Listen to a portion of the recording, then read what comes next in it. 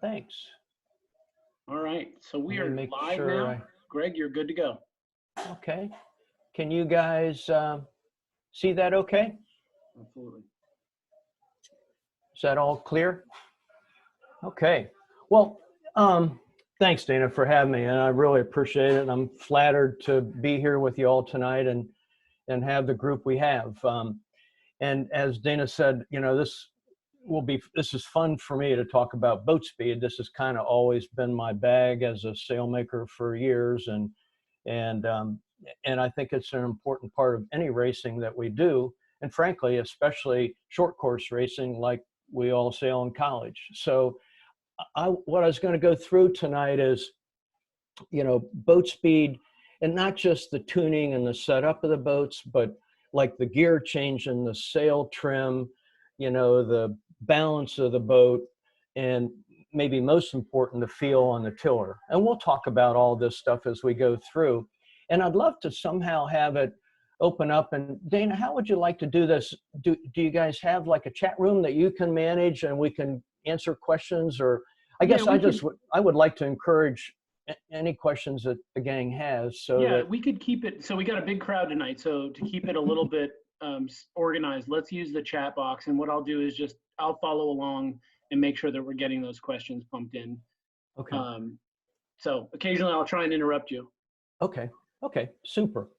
Well, so what we'll do is we're going to start off right now. We're going to go right through this PowerPoint that I hope you guys will take a little bit less than an hour, maybe 45 minutes, and then we'll have plenty of time for questions.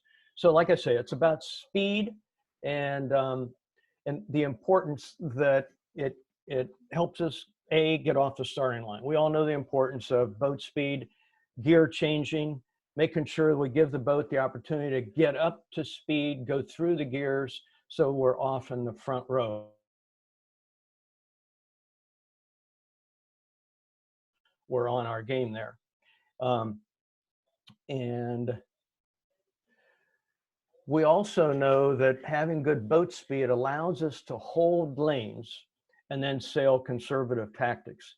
And I think this is the most important part of any sailboat racing, but especially in college short course racing. You know, we have to be fast enough that we aren't forced all the way out to the edge of the race course.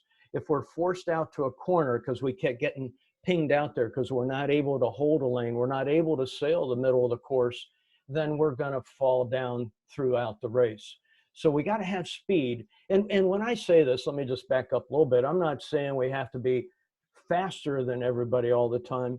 We just never want to be slower. And I hope that makes sense. And that's kind of a subtle difference.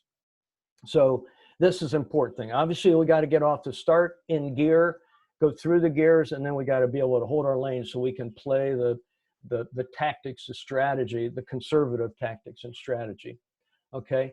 And, you know, we all practice starts, we all practice our boat handling, we all practice our tactics, our mark roundings, you know, going into gates. But I think two boat testing is probably, in my mind, as important or more important than anything, because that's the only way we're going to learn to get the boat up to speed. And these two shots, obviously, two boat testing in FJs or 420s and the kind of boats we sail is really helpful. You know, we only have a minimum number of adjustments to be able to make, but the feel, the trim of the sails, and those few adjustments that we have, we need to be set up so that they're automatic. We can just look at them and be ready to go. This big picture I have in here of two fins. The boat that's to leeward closest to us is Luke Muller, who is going to the Olympics for the U.S. In an achievement in 2020. The same mast, same boats. You can tell by looking at them, they're the same. And they did literally days of speed testing like this, not to decide who's faster, but to help both of them get faster. So I'm going to go to this next slide. And I'm sorry to kill you with copy, they say never to do. So I highlighted the stuff that I wanted to touch on. And when we talk speed testing in practice, you know, we're talking 2 boats, 3 boats, maybe a max of 4 boats that are lined up, and they are just sailing in a straight line, trying to go as fast as they can. And the idea here is everybody has to have the right attitude. The goal is to make everybody faster, not just to blow away your teammates or pinch them off or roll over them. You know, that might be what happens, but then you stop and help them get faster as well. You know, we can see we discussed the plan. The initial plan is to even up the boats, but most important, the way we're going to set this up is that the weather boat is slightly bow back of the leeward boat, and there may be 1 to 2 boat lengths apart. And this is the way we'll start the drill, if you will. And when we're ready to start, one of the boats will call the start, not the coach. Often when we have a lineup of 2 or 3 or 4 boats, you know, people wait for the coach to call the lineup. But if you think about it, the coach is behind the boats lining up, and he can't really tell if they're in the right position fore and aft. So I'd always suggest that the boat in the middle will say, okay, everybody ready? And then say, hit it, you know. That's the way to start the test. And then you sail until there's a clear difference. Often we hear people will say, we'll sail for 3 minutes, we'll tack, we'll sail for 3 minutes, we'll tack, we'll sail for 3 minutes. And while that will certainly help, sometimes you just need to sail until you see a difference. I mean, you might sail and somebody seems like all of a sudden they're very fast or they're very high, and then you sail for another 30 seconds and all of a sudden they're very slow. So it's a kind of an evening out thing, and we're going to sail into shifts, we're going to sail into puffs. So we really need to have time to see, you know, if a particular boat has an edge. It's not a time test. You sail until the difference is apparent or until you run out of water. And I say that with a little humor because we've done that a couple of times with our gang. Really, truly run them right into the beach, unfortunately, as we weren't paying attention. So when there's a difference noted, let's say the weather boat is higher or faster, then you switch positions. The boat that was to windward will go to leeward and vice versa. Or if you have 4 boats, you'll switch them all around. So everybody's in a different spot, and you run the test again. And then you run it again until you really say, wow, boat number 6 clearly is speedier. And then if that still seems consistent, you've already switched the boat positions, then it's really valuable to switch the drivers. You know, so when the helmsperson gets in the boat and they're sailing the boat that seems the fastest, they're immediately going to say, wow, their main's got more Cunningham, or they've got more rig tension, or they've got less helm, or something like that is going to trigger. And making sure everybody in that group, that pod, if you will, has that opportunity to feel that is really important. So I think that's as important as anything, is making sure everybody has the opportunity to feel that, what makes that boat fast. And remember, this is all about the team getting faster, not just one boat creaming the other boat. And then number 11 down there, don't hesitate to stop the test and talk about what you're learning. I think this is as important as anything. You know, you can go along, and if somebody all of a sudden seems to have a real advantage, then make sure that that is being shared with the rest of the group.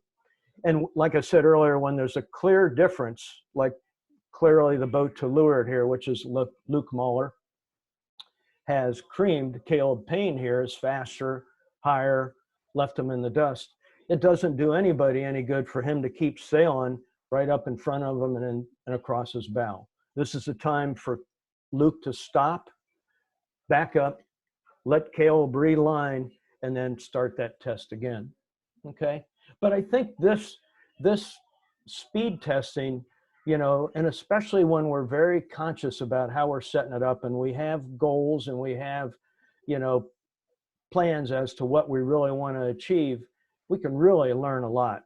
So then when we're racing, everything comes automatic, and that would include the goal changing, which is really important. Hey, Greg, quick question from Ian at South Carolina. When you're setting up a speed test with more than 2 boats, do you use a rabbit start to organize or just line up and go?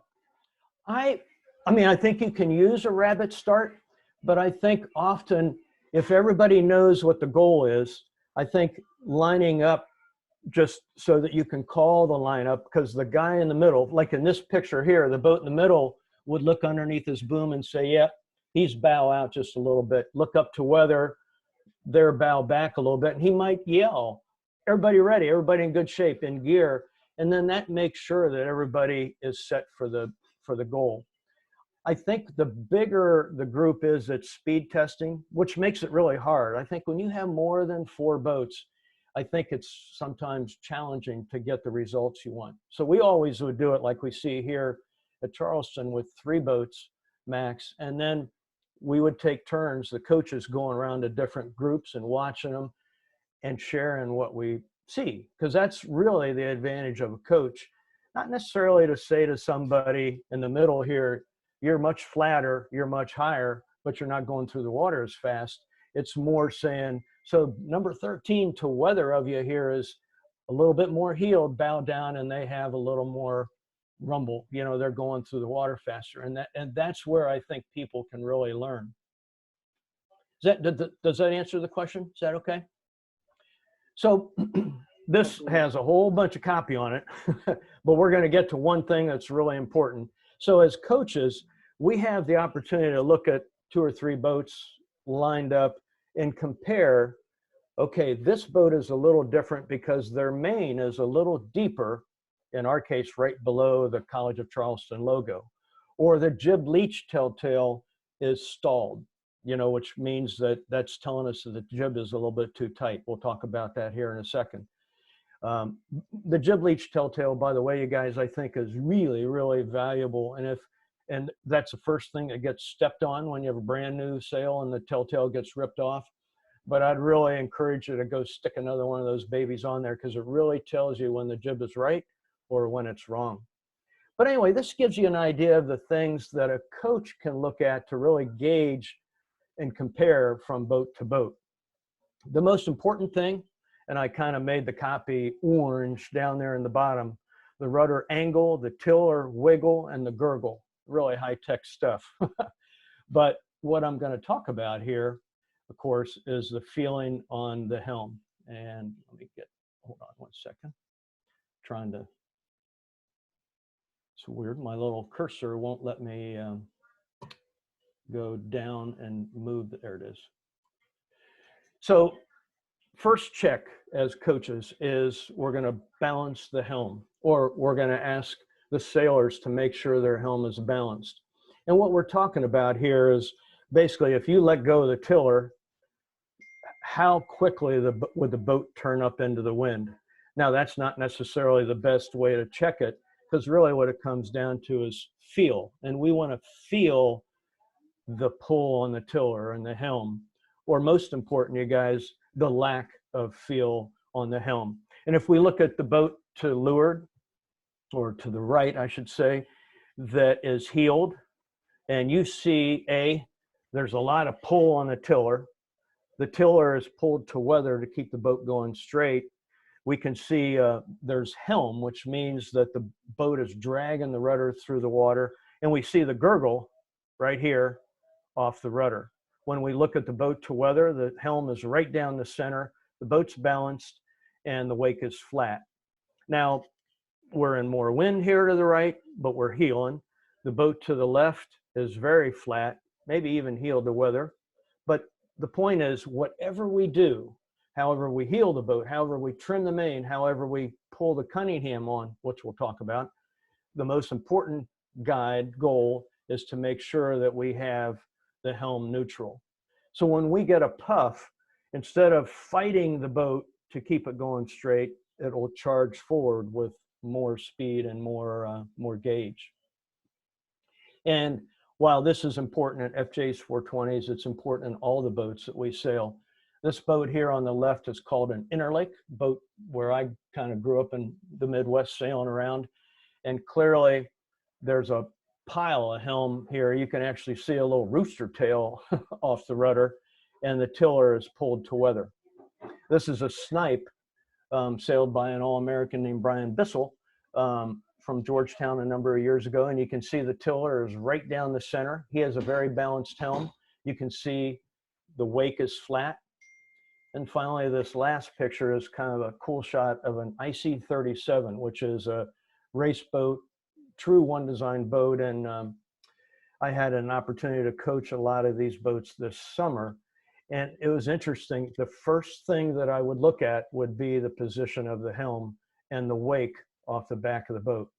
And you could tell right away when a boat had the main was too tight, or the main was too full, or the jib was too tight because the helm was out of whack.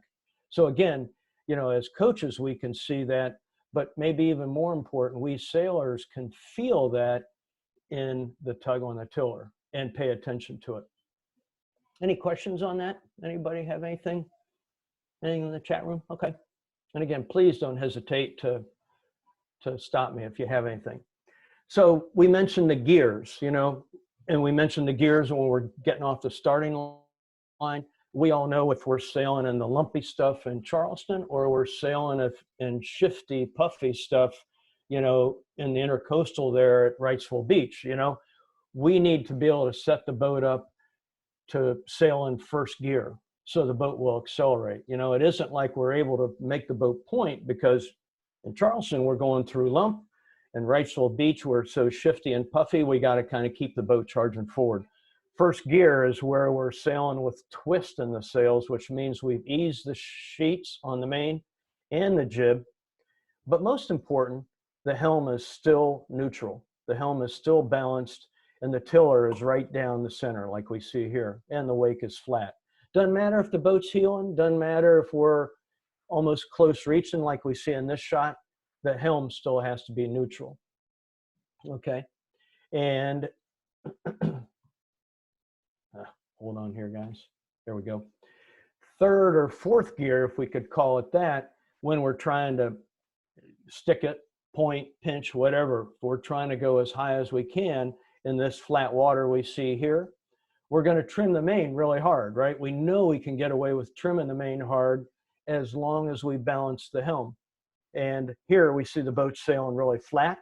Actually, if you put a little protractor action on the mast to the horizon, it's actually heeling to weather a little bit. And the only gauge on that Jake is worried about here, this is Jake Reynolds from CSC, is that the helm is neutral, okay? So whatever gear we're in, whatever we're trying to accomplish, we want that helm to be neutral. This is a video, and hopefully it'll come through. Bear with me one second. There it goes. So this is Ali Topa and Paris Henkin in two totally different gears. Paris is that's her to leeward. Obviously, it's not blowing very hard, and it's unusual. We're even able to sail in Charleston, right? So not much current.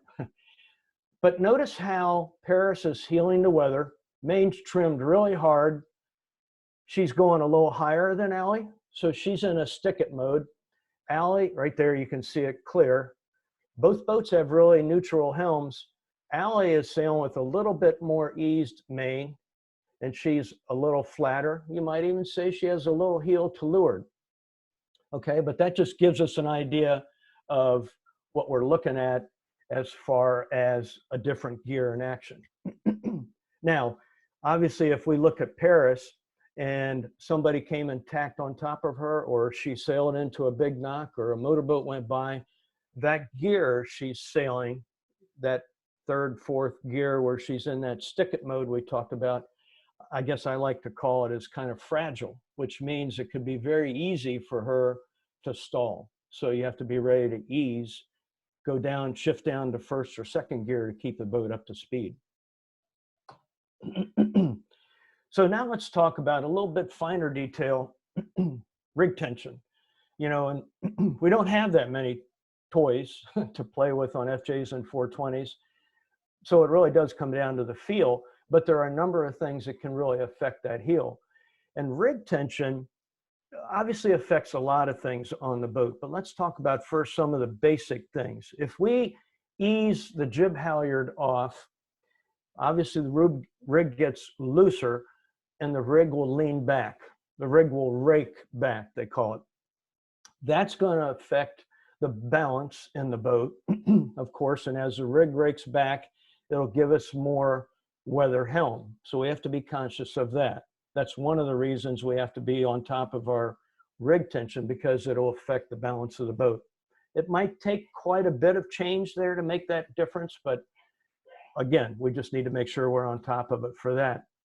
On the 420, where the jib leads are fixed here, you know, we don't have a track or anything like that.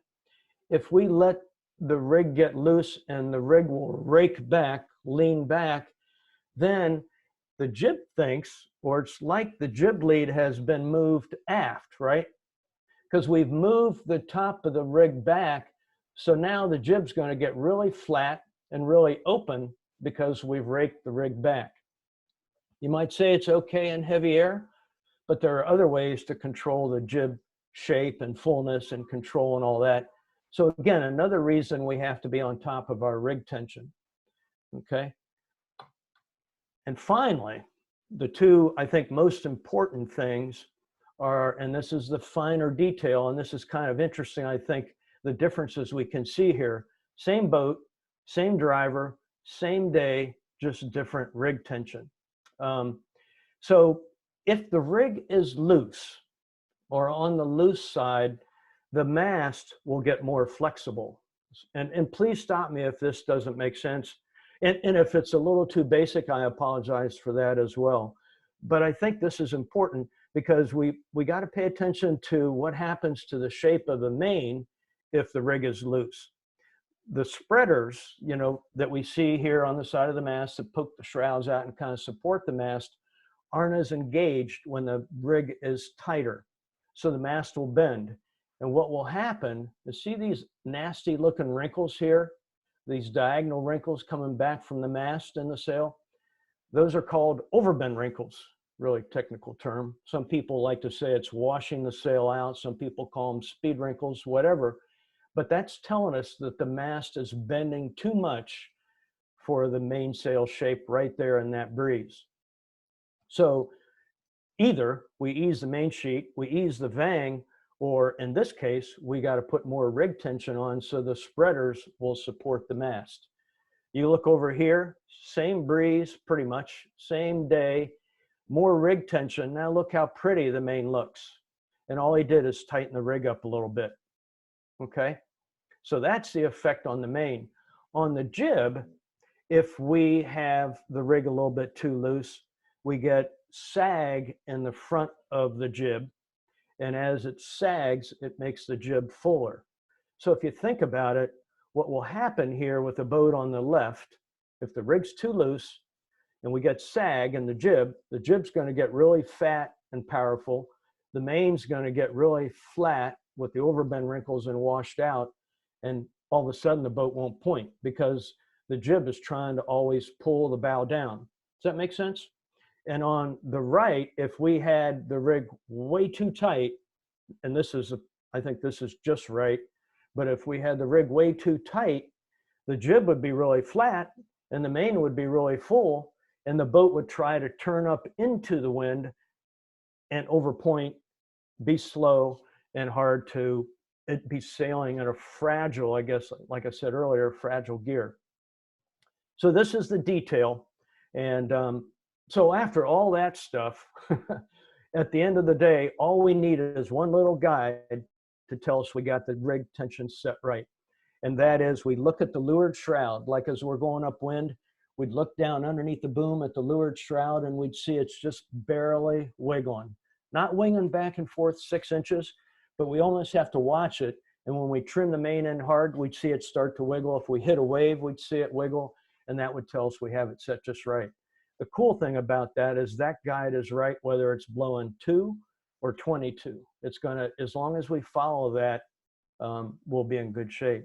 So unfortunately, what that also tells us, we do have to pay attention to that and change it as conditions change in between races.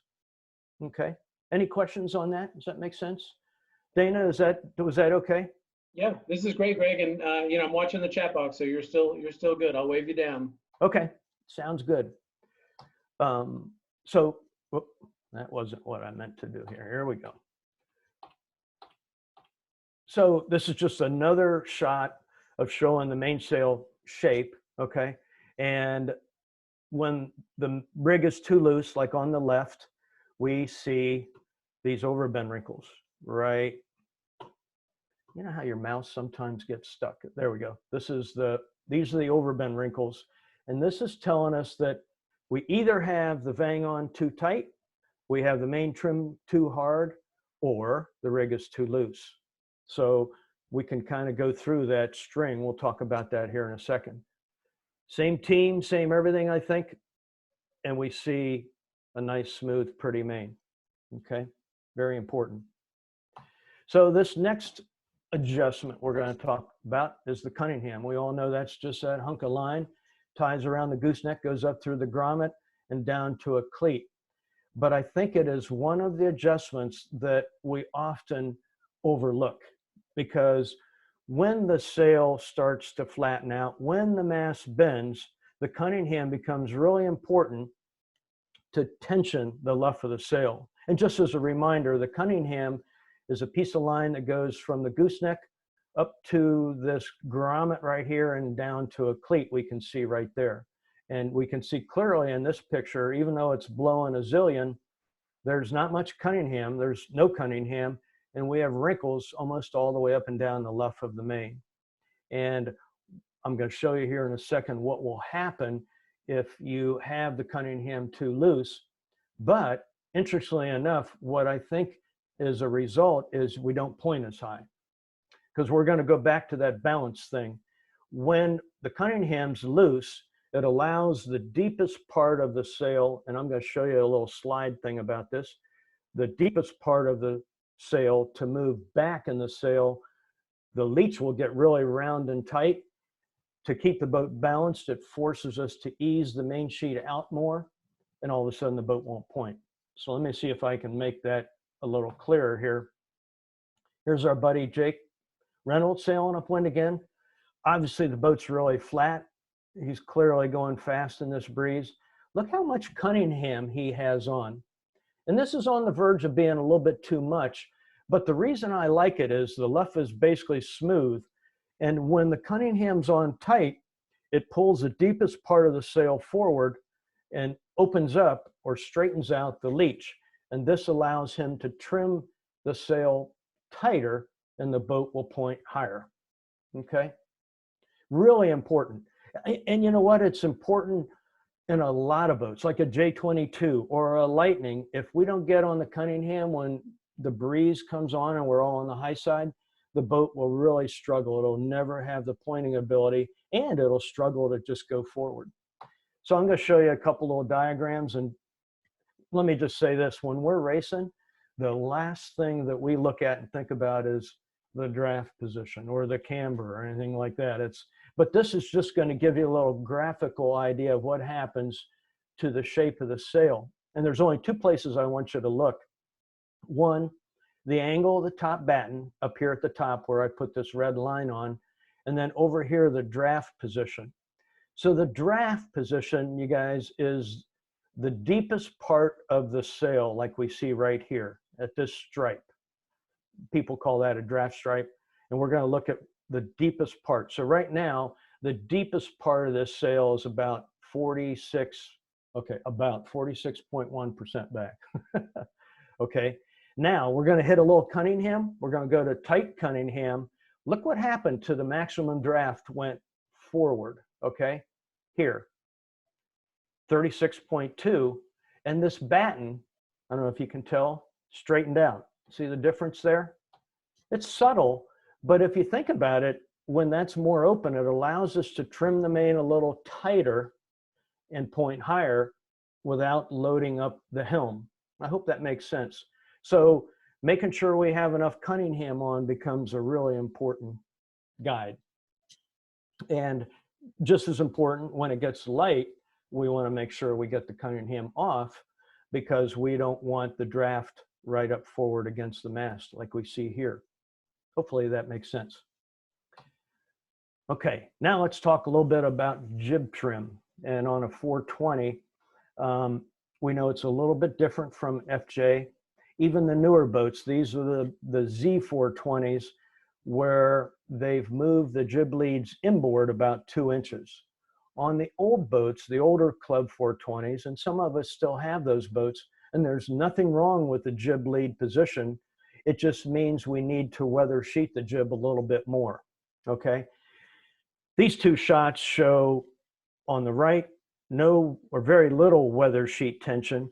And what we can see here is the slot between the exit of the jib and the entry of the main is very wide open here at the bottom.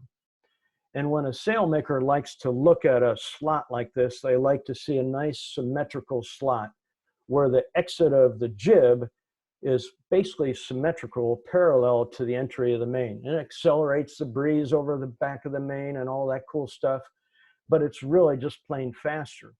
One of the reasons it's faster is it puts more twist or allows the top of the jib to open up. So if we look here at this picture, we see the clue is to windward, what, maybe 3 inches, like we see up here, 2 to 3 inches. And the bottom of the jib is much fuller. And the exit of the jib is much more symmetrical to the entry of the main. And I just want to say, it's not something like we're going to take out a ruler and measure 2 to 3 inches, but it's something that we want to make sure we're getting that clue displaced to weather of this jib lead a little bit, like we can see here. Makes the jib fuller, more powerful, makes the jib a little more forgiving to steer. And I wish we were in a big room and I can say, and what else does it do if it makes the jib more powerful? It'll make the boat easier to balance. So that's really the key here. So only in really light air or only in really, really heavy air would we not put that weather sheet on. And I would like to say, I think it's pretty important to get on it pretty quick, because getting that jib shape right, especially when we first come out of attack, is pretty important.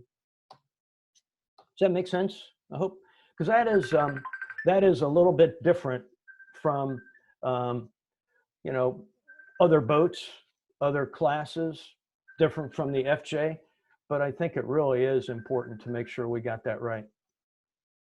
Okay. Now, I mentioned Telltales earlier. This is of a J22. Telltales on the leech of the jib. They're kind of our friend. And when we have the jib trimmed properly, those Telltales will blow straight back. One can almost say when we're trimming a boat like a 420 or an FJ, we'll trim it basically as tight as we dare until we see these Telltales start to stall. And what that'll mean is they'll just flip around behind the back of the jib and the flow is broken down between the jib and the main. And so while maybe it's hard for the team that's sailing an FJ or 420 to see those Telltales, your coach can see those clear as day and really, really help you hone in on that jib trim just right. So, you know, you can use yarn, you can use dental floss, you can use your old Willie Nelson tapes, whatever it is, and a little sticky dot, but it's a really critical adjustment. You know, those IC37s I told you about, we had like 4 of them up in this area, and it got to the point where they were looking for the very top one to be stalled maybe 25% of the time, you know, which is different from what I'm used to, but we found that that was fast. But it was, I'm just saying, even though it's a very basic tool, even in those boats, it was very important, very valuable. Hey, Greg, I have a question that's kind of like about conditions, you know, because I think a lot of us are coming into this from different conditions, and we're all jealous of Charleston minus the current.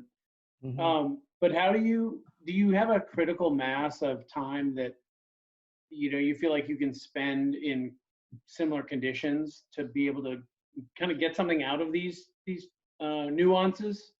Speed tests and stuff? Yeah. Yeah, you know, it's interesting you say that, Dana, because a lot of people say, oh man, it's too shifty, it's too puffy, it's too crazy to really be able to get a lot of good speed testing. But I sort of think, like, we would still do some speed testing. For those of you who sailed to Charleston, we have that area called the Marsh that we sail when the breeze is out of the east, and it's sometimes real crazy. Sometimes speed testing in those conditions can really be valuable because you need to be able to go through the gears really quickly. So it's not just about making sure you got your jib trim just right, although that's important. It's not just about making sure you got your Cunningham just right, which is important, but it's also paying attention to the balance and making sure you're easing the main at the right time when you sail into a header or into a lull, you know? And so I think the more varied the conditions are, Dana, I think the better it is. I really do. And I think when it's light, and we might say light and crummy, you know, that can be a time where you can really learn a lot, because if we're racing in it, you know, we really need to be comfortable with the speed and being able to go through the gears and duplicate those gears. Yeah, I'm always impressed when we see Cougar sailors in some of the inland regattas, you know, really putting the speed on and thinking, you know, where are they getting this, you know, squirrely practice? So thank you for addressing that. No, and if I could say, and I might be off on this number a little bit, but I really think, Dana, when, you know, when we would practice and we'd have conditions that warranted, you know, speed testing, it wouldn't be unusual for half or more of our time to spend speed testing, you know. And speed testing kind of comes in different setups, but where you have a handful of boats, 3 or 4 lined up and sharing information, you know, we would do that quite often. And that really made a difference, I think. Do you, I mean, I kind of think I know the answer to this, but do you stratify like your pairings or how you group folks to similar, or do you like to put some of your faster sailors with some of your maybe not as fast sailors to help bring them up? How do you judge that? That's a good question. And that was, Ward was always, excuse me, really good at picking that, because that is important. But I think sometimes mixing it up is really valuable, because when somebody's maybe not in gear and they're sailing against somebody that's most definitely in gear, quickly they see, oh boy, we have to fix some things up here. And if you're able to be there and say, he has a little less outhaul, he has quite a bit more Cunningham, his rig tension's a little tighter, make those changes and now do it again, and all of a sudden he's competitive, man, it's just like an aha moment. So I think the advantage here is that instead of getting discouraged, it gives you an opportunity to really make some huge jumps real quick. You know what I mean? I think that's really helpful. And it builds the team, because everybody's working together to get that same goal accomplished. Got one question from one of my sailors, Scott Harris asks, how much do you have your sailors adjust with the jib leads in an FJ, and how much does that affect the slot between the two sails? That's a good question. And actually, I don't think the jib leads would get adjusted very much. Maybe somebody on the call would remind me, I think it was 3 holes showing, 4 holes showing if it was blowing 100, you know, kind of thing. But the sheet was played all the time, you know, and constantly playing the sheet, you know, to make sure that they're tight as they dare and then eased when they need to accelerate. And so I don't think the lead position change was as critical as the sheet tension. But if it was breezy, of course, it would go back a hole, but not so much that you would over flatten the bottom of the jib and open up the top too much. I know Scott sails a Lightning, so in a way it's very much like a Lightning, where you would move the lead back maybe 1 hole, maybe 2 holes in heavy air, but no more than that, but you'd ease the sheet. So I think it's very similar setup. It's also a nice reminder to check your boat when you get into rotation, if those ever come back. Oh yeah, it will. So here we are, just a quick check on, and this is one of the older 420s, but there's the Telltale we see at the top. Okay, Telltale's flowing. We see the weather sheet is on, even though it's blowing pretty darn hard here. Okay, 2 to 3 inches of weather sheet. The bottom of the jib is pretty darn powerful, but the top is nice and open. You can see the boat is, we've talked about a groove in the past. This boat is sailing in the upper part of the groove, and the windward Telltale on both the top and the bottom are both straight up, showing that starting to stall. Okay, so that's good. That's telling, and they're even, which is good too. So that looks really good. We see a ton of Cunningham on here. Obviously, we see a lot of vang. We see the boat's pretty darn flat. Maybe it could be a little flatter, and maybe as a result, the tiller would be even a little more straight down the center line. But obviously, for that kind of breeze, it's pretty darn good. So, but the point here is, even though it's pretty windy, there's still that weather sheet on. So this is now obviously the other extreme, light air. Just pointing out, cool little trick that some of our guys have taught us is in light air to push the weather sheet up the mast so it's pulling straight across rather than down, so it will help open up the upper part of the leech. So just kick that weather sheet up when you put a little tension on. And again, make sure that that telltale is just flying up high. Yes, yes. Tell us your secrets, Greg. Tell us your secrets. But this is important, I think, you guys. And I know for a lot of us, we're used to saying, and this is this part down here, and it's the boom vang and light air. We'll trim the main, we'll set the main so everything looks great, and then we'll just pull the vang to take the snug out. Now, the problem with that is if we hit a bunch of waves, or we're, maybe more important, we're coming out of attack and we need to accelerate, the boom can't go up and we can't create more twist in the top of the main. Basically, what we've done when we've taken the slack out of the vang is we've eliminated the bottom gears, okay, our first gear, our second gear. So in light air like this, if we could take the vang off, we would. I mean, I'm exaggerating, but it needs to be very loose, just like we see here. So when you ease the main sheet out, the top will open up, okay? Now, let's get a little bit more technical here. And I bet you John talked about this when you guys were talking roll tacks, but when you go through a roll tack and you're squishing it flat, the apparent wind at the top of the mast is sideways because we're swinging it through the wind, right?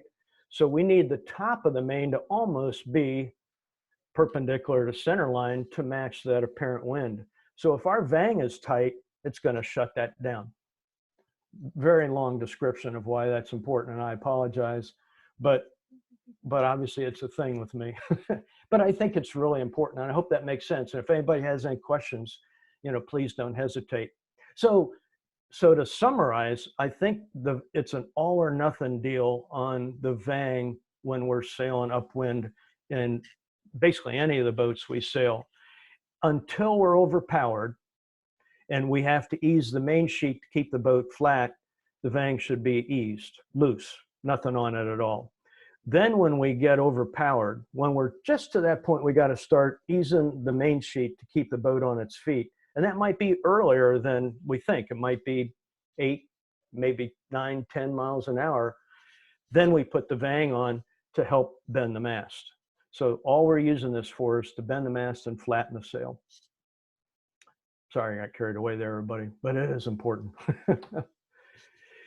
And then this is interesting in breeze. Anytime we feel like we're struggling with pointing ability, the first thing we want to check is we don't have the jib too tight. Interestingly enough, if you think about it, if we trim the jib in too tight, first we close the slot between the main and the jib, and second, we throw the boat out of balance again, where the jib is more powered up, more tight, more pressure, pulling the bow down relative to the main. Okay, does that make sense? Real important to not over trim the jib. And in fact, I think one thing I really want to try to point out, that it doesn't matter what kind of boat it is, whether it's a Lightning, a J22, a Melgus, whatever, the pointing ability comes out of the main and not necessarily the jib. Really important. And if we get the jib too tight, like we see here, we're going to close that slot. And if we had a telltale here, we'd see it stalled. And I don't know if it's just a question here, and I didn't airbrush it in, but you can almost see it looks like the tiller is a little bit to leeward, which would mean we're pushing the helm to leeward to keep the boat pointing. That would be an extreme example. I doubt that we'd see that here, but that would happen if the boat was out of balance, you know, and the jib was pulling the bow down. Okay. Greg, I wanted to ask just a quick question. A couple of folks have asked Mhm. if you could clarify on the loose or snug until overpowered. And I think that was maybe a slide back, but that's Yeah. something that folks wanted to clarify. Yeah. So on the vang, like, so when we're on the high side, let's say now we just slide up to the high side and we've got the main trimmed, everything's good. And every once in a while we hit waves, we're going to ease the main out. At that point, we're not overpowered. So we want to be able to create that twist. You know, we want to be able to open up the top of the main so that the upper batten is angled outboard from parallel to the boom. Okay. If we get to that point where we're a little bit overpowered, and I could back up. Let me do this real quick. I'll back up and show you guys here real quick because the boat on the right here is overpowered. And you can see the vang is loose here. Actually, this is kind of a cool picture. This is exactly what we'd want to see. And we have backwind in the main right here. We have fullness. And so this would be the time, clearly, vang would be ideal to be on pretty hard to bend the mast. Oops, I didn't mean to jump like that. Bend the mast in this area here. Okay. So as soon as we get to that point where we got to ease the main to keep the boat flat and balanced, then the vang goes on pretty hard. Okay. Thank you. Sure. And again, if this doesn't make sense, you guys, you know, don't hesitate to ask me. And I'm going to have my email and my phone number up again at the end, and feel free to, you know, come back with any questions anytime you guys want. Okay, outhaul. And this won't take long. The cool thing about this picture first is it's light air. Look at the weather sheet here. And look at the difference in the fullness of the jib here versus here. Actually, that is very impressive. And you can see how much more symmetrical the slot is here versus here. Symmetrical meaning that the exit of the jib and the entry of the main are symmetrical. However, what we're talking about here is the outhaul. And we need some cool guide, or maybe your coach can come up with some guide to help you know that you got your outhaul tight. And what at least I like to look for is that the shape of the main as it goes down to the boom is nice and symmetrical.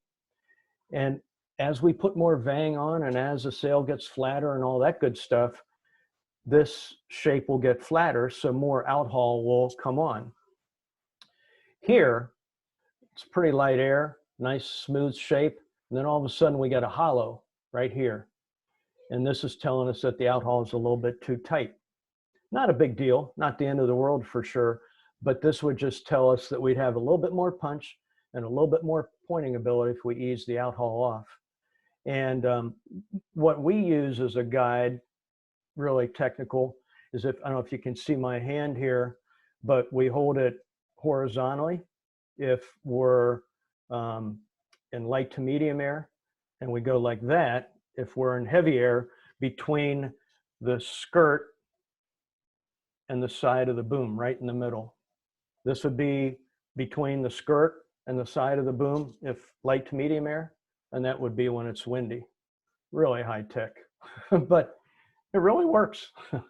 But this, all this would do here, that little extra hollow would compromise our pointing ability and our speed a little bit. But once it's set, like we say here at the bottom, we never mess with it, ever. I mean, it's really rare that we would adjust it downwind as well. It's just because once we're going downwind, we're basically sailing for projected sail areas, so we don't need to make the sail deeper, really. So, you know, I think you mentioned it, Dana. Maybe it'd be good to have like a checklist to know that you got the jib leads right. So here's something that I've always thought is a cool thing for us to try to use is when we get in a boat, what do you have? Maybe you have 3 minutes before the start to go through and make sure you got it right. And the first thing you want to make sure of is you're not going to fall out of the boat. The rig's not going to fall down. Your main sheet block's not going to pull out. So you check all that important stuff. Second thing we check is our leeward shroud. We trim in, go upwind, and look at our leeward shroud, make sure it's right. Glance at our outhaul, because that doesn't take much. We just put our fist up there. We make sure our vang is right based on how overpowered we are. Our Cunningham, we just look at the wrinkles, set it. The jib lead, we know, and like Dana said, maybe somebody did something different, but we know where we want it because we've practiced with it. And then we look for the breeze. And that loop might take us a minute, maybe, if it's that long, but then we can check all those boxes so we don't have to think about it. Just a suggestion. And then we talked about balance upwind, and I just want to quickly go to balance downwind. And, we heel the boats to weather, to balance the helm and get more exposed sail area and all that stuff.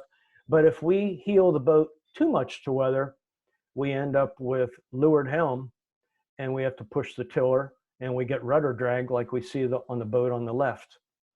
Actually, same day, same picture, same angle. Here he's just a little flatter, and the tiller's right down the center. So it's not unusual in the boats we sail to sail with a minimum amount of weather heel, because all we're looking for is that balanced helm. Greg, quick question from Meredith at University of Florida with their shiny new boats. Oh, yeah. Congrats. Yeah, absolutely. Will you spend all the time on that, your fist inside the outhaul again? Just clarify that. Yeah. So I don't know if we can see it. So what we're talking about is, I don't know if you can see my fuzzy little cursor on the boat on the right. Now it won't move again. Here we go. Here it is. Right here. So it's real easy to get to, as we would put our fist between the skirt on the main, in between the skirt and the main and the side of the boom. So we would basically be putting our fist like that if it's light to medium air, or turning it like that if it's blowing. And then adjust to where you have, where it's touching. Yeah, exactly. So the point is, only when it's super breezy and we're really way overpowered would we ever pull the outhaul this tight where the skirt's up against the side of the boom. And we're in a survival condition where we want to get rid of power as much as we can. So you can see this is up against the side of the boom, and here Zeke has, what would that be? Maybe 5 inches between the skirt and the side of the boom. And it just makes the sail shape that much fairer and smoother. Was that okay? Does that? Yes, thank you. Okay. Thank you, Greg. Okay, no problem. I just want to make sure I explained it okay. So let's speed test downwind. We're getting near the end here, you guys. I don't want to take too much time. I'm sorry. But so downwind, just like upwind, we want to speed test, except the weather boat now is going to be slightly bow ahead, and the boat to leeward will be bow behind, so that as the boats sail into shifts and all that, they won't sail on top of each other's breeze. 1 to 2 boat lengths apart, just like we're talking about upwind. But what I really want to talk about here is the jib position as you wing it, okay? And what the difference that will make on the shape of the jib. And if we think about it much like a spinnaker, or if anybody here has sailed a snipe, much like sailing a snipe, where on a snipe, they are actually trying to make the jib, when they put the whisker pole out, as flat as they can, okay? So the shape of the jib here is pretty darn flat, and the flow, if you will, of the wind is going from the leech to the luff now. And you can tell that. This is actually kind of cool. You can see the telltales are reversed because the wind flow is going from the leech to the luff. Now, I don't know many of us that have 8-foot-long arms here, but if we can hold it out as far as we can get more projected area.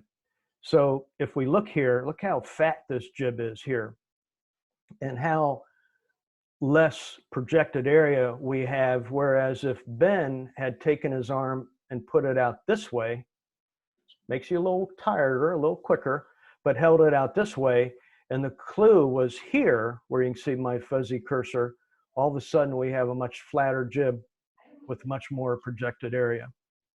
So we're just looking to hold it out there. Now, if we want to head up, the boat wants to head up, we can do exactly what Ben has done here and let our arm go in So there's less pull in the jib, and the main will overpower it and turn the boat up. If we want to bear off, he would definitely hold it out as far as he can and flatten the jib out for more projected area, which would help pull the bow down. So anyway, it's just one of those things. It just helps make the jib a little more powerful, gives it more projected area. And we're going to talk here a little bit about the vang tension, and that we want that telltale off the top batten to fly, which if we have it set right, have the vang set right, and the crew's in a position to eyeball it consistently to make sure we got it right, that telltale will flow. And now let's talk a little bit on a reach. And just like upwind, just like downwind, the balance becomes crucial. And if we're on a reach trying to plane especially, and we have helm, we're really going to shut down our ability to go to max speed, because we're going to drag the rudder. Just like we can see here, we see a little bit of rudder drag because we see that gurgle off the back here. And all this might take is a little flatter boat, maybe the main eased out a little bit more, maybe the board up a little bit more, maybe pull the board up to balance the helm, but whatever it takes to make that helm neutral, especially when we're planing like that. Does that make sense? Anybody have any questions on that? And it's important in light air too, to make sure the helm's balanced on a reach like that. So let's talk a little bit about holding the jib out on a close reach. And it's pretty basic. We can see here Elizabeth is doing a great job of getting her weight out as far as she can while still keeping her legs over the trunk, because if she just slid her whole body down, it'd be really hard for the skipper to keep the boat flat, because he'd have to hike against it. So she's got her legs on the other side of the trunk to try to keep it as balanced as possible. But notice she's looking at the luff of the jib and trying to make sure that it looks the same way on this reach that it does when you're going upwind, okay? So if you kind of picture that here we're holding the leech of the jib, we're holding the clew of the jib, so the leech of the jib we can see has that twist. It's too bad it got cut off, but we can see it's starting to open up here, and we have fullness in the bottom, okay? But she's holding it down so the top of the jib isn't twisted way open. Greg, will you talk a little bit about the centerboard in this case? We've got a question to, do we only play the centerboard on a reach to maintain a balanced helm? That's a great question. And, different people have different styles, but I've always felt that was number one. If we're on a reach and we're trying to sail as fast as we can, I bet you Nick here would have his board up to whatever, and I know he's on the call, so he can correct me if I'm wrong, but I got a feeling he's going to make sure that that helm is neutral, and he'll pull the board up to that point that it goes neutral. And if you look here, you can see the wake is nearly perfectly flat. So if the board was all the way down, then there would be the tendency for more weather helm to come into the boat unless you heel the boat to weather, which would be tricky on a reach, especially when the crew's to leeward like this. And just to take that to an extreme, and I will say on a boat like a Lightning with the spinnaker up when you're planing on a reach, tight reach, we would have the board up almost 3/4 of the way to make sure the helm was neutral. Otherwise, you're just fighting the helm all the time to keep the boat going straight. And I think downwind, if we could carry on with this, downwind, we'd want the board up nearly, I guess you'd say, as high as you dare. If it's windy, the boat will get a little squirrely and it can get dangerous. And when I say dangerous, tough to keep it from rolling. But we don't need board in the water when we're going dead downwind, because we're going to balance the boat to steer the boat. The flip side to that, or the exception, is if we're in waves and we're surfing and steering at the bottom of the waves like we see lasers do, then ideally the board would be all the way down. And this is interesting and something that, I think Nick remembers when we kind of figured this out in a lot of chop one day, that when the boat gets to the bottom of the wave and you have to steer up or down real quick so you don't plow into the next wave in front, if the board is up, you have a longer foil that is hard to steer. Whereas when it's straight up and down, the foil is much narrower, so the boat will turn easier. So that would be the only exception is wavy, turny, shifty, surfing stuff. The board would be all the way down, dead downwind. But if we're reaching or dead downwind, we'll pull the board up for balance. We're looking forward to having Nick bring his secrets across the harbor over to revitalize the Citadel program. So yeah, that's cool. He's doing that. That's going to be great. And the high school stuff too.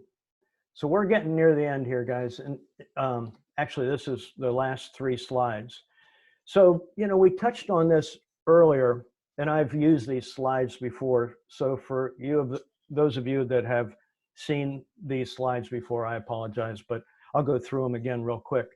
But, you know, like we said, when strategy is really tough, like we look at this picture of these JY15s, and you look here on the left side of the slide, the angles of all the boats are so different. And then you look at the far right, and it's even more different. So, you know, you can't control the wind at the bottom of the course here where these guys are, but you can certainly control your speed. And the faster you go, the more you're going to be able to take advantage of the shifts when they come. So in order to sail conservatively, we need to be fast, like we said.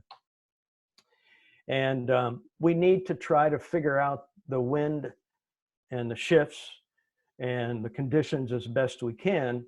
Some people really like to pay attention to the clouds, like this guy in this Flying Scot here. You look here, you can see these cloud streets, they call them. I'm not a big cloud guy, but I know a lot of people would look at that and they would have some ideas on what that would mean to oscillations. Clearly, this guy's crew is kind of not in the same mode as he is. And I'm also wondering if he's looking at this and it's kind of more, he's more dazed and confused. Because I'll tell you, whenever I look at the clouds and try to figure out what they're going to tell me, I always get this message for sure. So anyway, sorry, I won't linger on that too much. You're not alone, Greg. You're not alone. So anyway, if anybody has any questions or wants to get into any more of this stuff, I'm always happy to help. That's my cell phone and my email. Feel free to contact me anytime. And if anybody has any more questions now, or anybody wants to chip in their thoughts or ideas, you know, they're always welcome. I will give Greg credit of always being great for answering questions. You know, I've asked him questions for years from a coaching perspective. You know, I have my sailors seek him out when they're at a regatta and Greg's around. So I'll commend him for just an awesome presentation tonight, and for being a supporter of growing our conference, just being available to answer those questions. We'll jump to the chat box. We've got a question from Meredith, again from Florida. Can the jib trim on an FJ be judged by the space between the leech and the leeward shroud? Ah, that's a good question. As a matter of fact, that's a really good question and a good idea, because as we talked, you know, it's really hard to impossible to see the telltales, but your coach or somebody could lean down, or you could lean down and get an idea. Yeah, that looks good. The telltale's just flying or flowing or whatever, you know. And when you're fast speed testing, we really need a good guide to eyeball to know when you're right. And I think that's probably as good a guide, or maybe the best of any of them. And the only thing that would also remind you is to get your shroud tension right, because if it was loose and winging around, you wouldn't have a very good gauge for the jib trim. So but I think that's a good one. Quick question, getting back to the outhaul, what are your recommendations on managing a closed foot sail? I think there are still a few fleets in SAISA that are using closed foot. Yeah, no, that's a good point. So I think when in a lot of boats that have a closed foot, first there's a couple different styles of closed foot where the bolt rope's in the boom. One, there's a shelf foot, which is an extra piece of cloth that goes in the foot of in the bolt rope slot, and it's attached to the main. And the idea is when you ease the outhaul off, the bottom of the main gets really fat, like a spinnaker almost down low. To be honest with you, sailmakers are getting away from that because nobody sails with the sails that fat down low anymore. That's old school.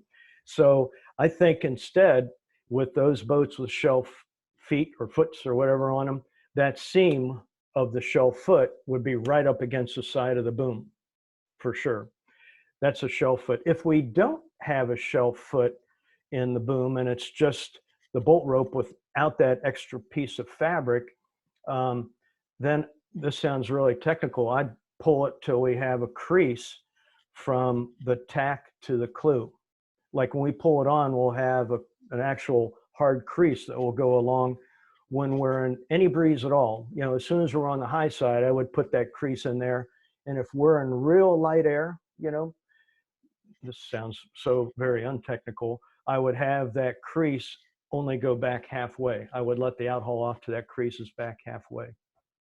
But the point is, and I think this is what you're getting at too, Dana, which is good, it's easy to get that too loose. You know, it's easy to get the outhaul too loose, and again, stall the bottom of the main and hook the bottom of the leech.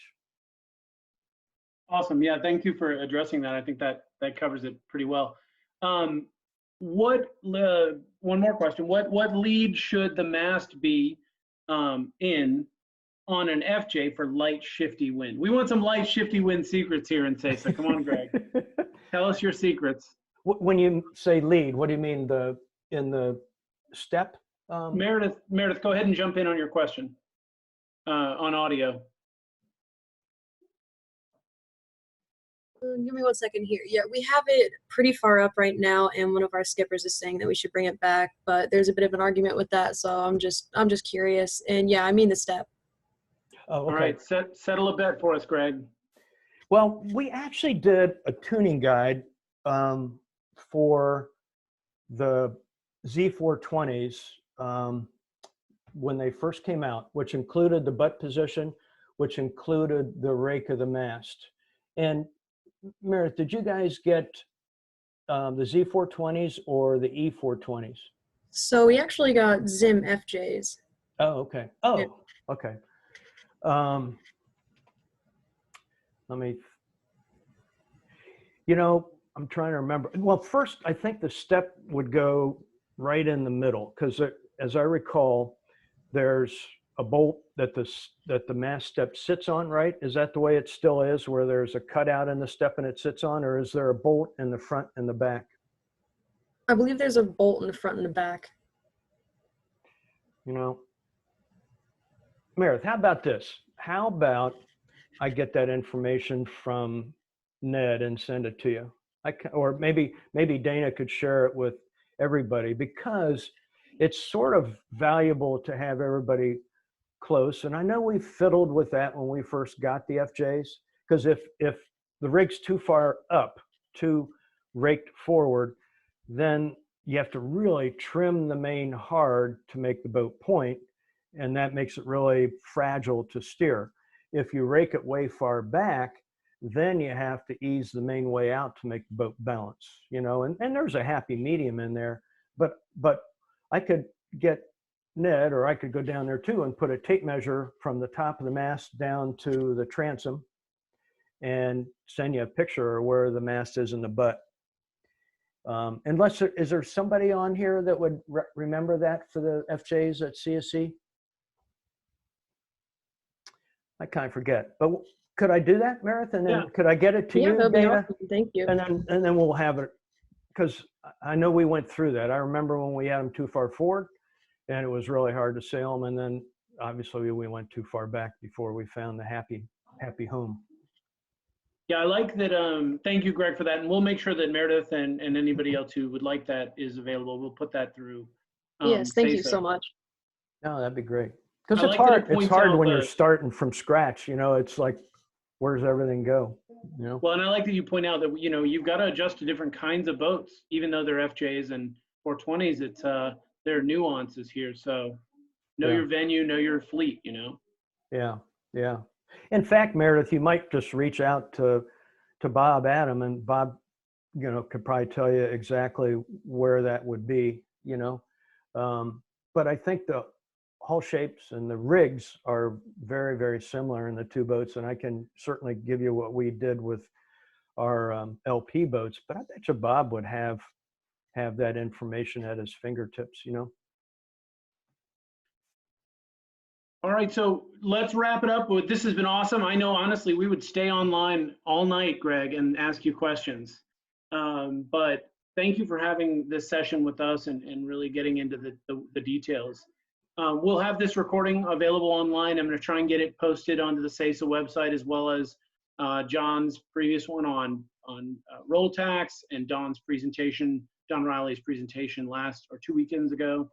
But Greg, thank you. Thank you for being just an awesome asset to our conference and to college sailing.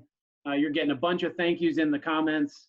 So please know that this has been very valuable. And, well, thanks. I'm taking notes. I want to be a better coach. So I know we all have sailors that want to be better sailors. Well, thank you for having me, Dana. And thank you for all you do for the conference. You've done a super job and are doing a super job. Love it. Well, we're raising all ships here. So this will call it a night for our speaker series for tonight. Please tune in on Thursday night. We're going to be hearing from SAISA's own USF head coach, Allison Jolly. And I love that she puts it, putting the athlete in student athlete. So get ready for, like we talked about before the call, burpees and wind sprints. But knowing what Allison knows, I'll take it. Thank you, everybody. We're going to sign off and then look forward to getting this recording up soon. Take care.